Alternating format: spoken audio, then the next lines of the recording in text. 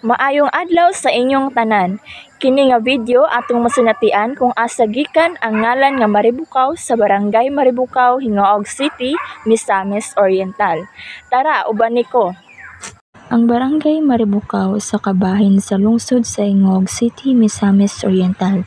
Anaa kini nahimutang sa bukid na bahin.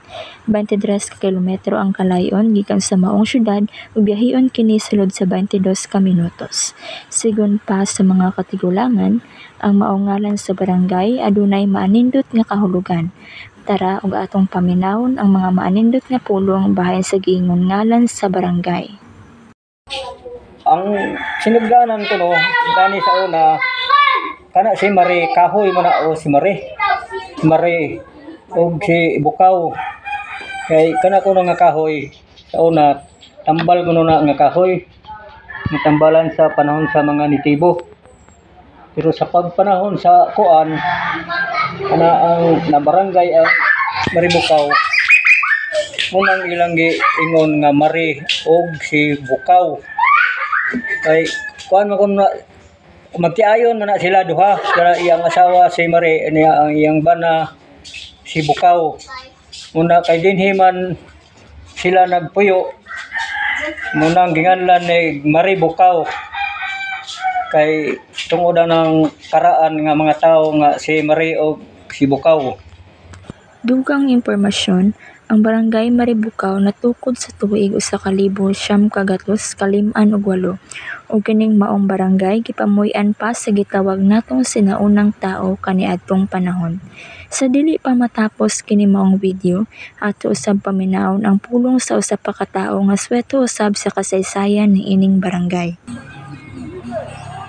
1958 natukod ang Barangay Maribukaw.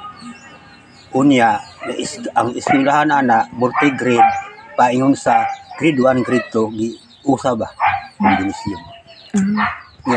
Sa tuig nga nung natukod ang nganlan og Maribukaw, ang mga tao dinhi sa uban kasagaran mga tao dinhi mga gali. Gali pa. Unya kanang gali da kay kanang Maribukaw ana sila mangisda. Unya iban ang ilang pamilya ana po sila magluto sa pagkaon sinabaw.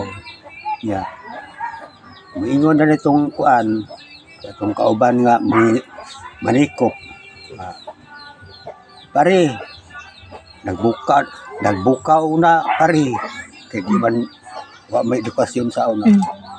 Bukaw na. Nahanto dayon na sudlan na dayon din sa mga Kristiyan.